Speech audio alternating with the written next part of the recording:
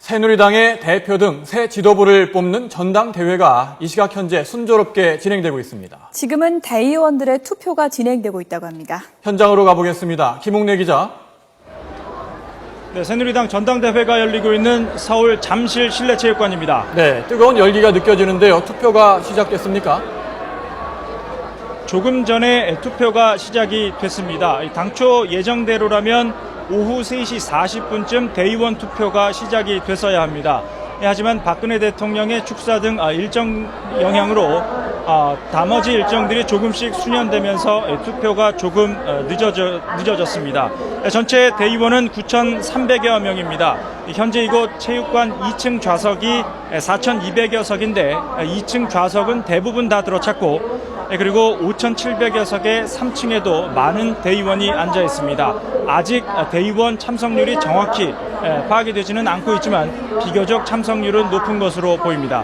그럼 조태현 기자와 함께 전당대회 내용 자세히 짚어보겠습니다. 조 기자. 예. 전당대회 내용을 먼저 짚어보기 전에 앞서 박기영 기자가 전해줬지만 다시 한번 박근혜 대통령이 오늘 전당대회에 참석해서 어떤 언급을 했는지 정리를 해주시죠. 예, 대통령은 오늘 오후 2시 10분쯤에 이곳에 도착을 했습니다. 한 20분 정도 행사를 지켜보다 30분 정도부터 이제 당원들을 향해서 인사말을 하기 시작했는데요. 먼저 지난 대선 때 당 승리를 위해서 노력한 당원들에게 감사를 표했습니다. 또 모두 화합하고 힘을 모아 새로운 미래를 만들어야 한다고 강조했는데요. 특히 이번 전당대회에 대해서는 서운한 감정을 잊고 새 지도부를 중심으로 단결해 줄 것을 당부하기도 했습니다. 또 세월호 사건을 통해서 기본에 대한 성찰을 해야 될 시기가 왔다면서 적폐를 해소해야 국민 행복과 안전을 지킬 수 있다고 강조했고요. 여기에 대해서 이제 당원들이 협조해 줄 것을 당부하기도 했습니다. 그 전당대회 이후에 당 화합에 대한 언급도 있지 않았습니까? 네, 그렇습니다. 가장 중요한 거는 이제 새 지도부를 중심으로 전당대회가 다소 과열된 게 사실이지 않습니까? 그 부분은 있고 다들 화합을 해달라, 이런 부분들을 집중적으로 강조하기도 했습니다. 네, 이제 후보자들의 전견 발표는 모두 끝났고 지금은 전해드린 대로 투표가 진행이 되고 있습니다.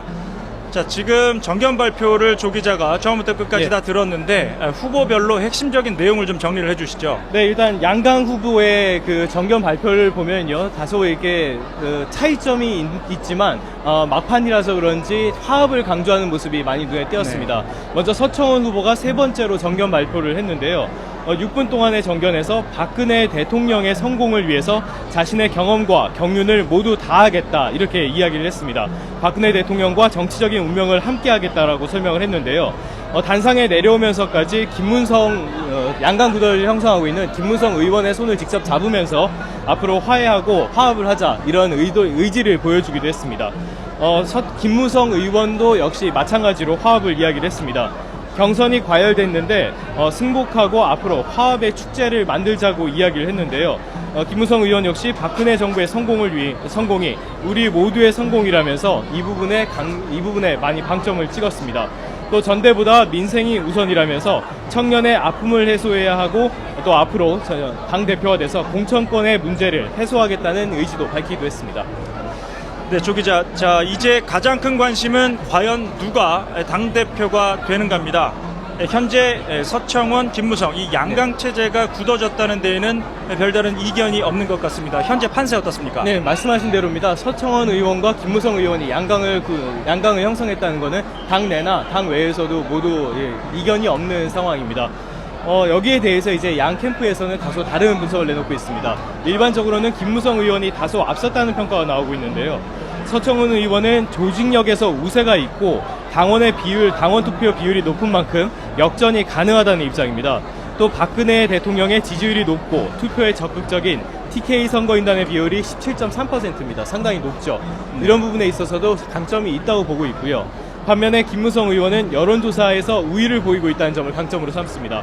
일반 여론조사와 당원 대선 여론조사 모두 앞서고 있고요. 우군으로 확보한 당협위원장 수도 뒤지지 않는다는 겁니다.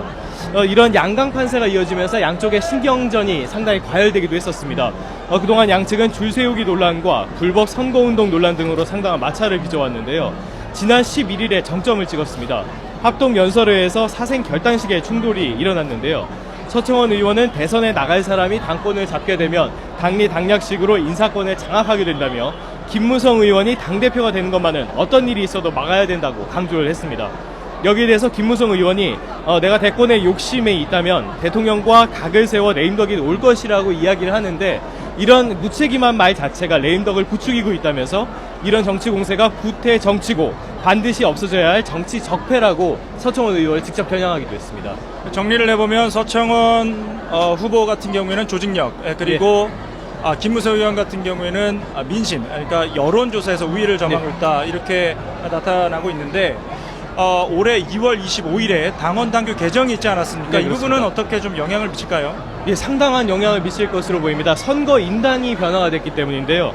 2월 25일에 당원 당규를 개정을 해서 책임 당원 모두에게 투표권을 부여하는 방향으로 바뀌었습니다.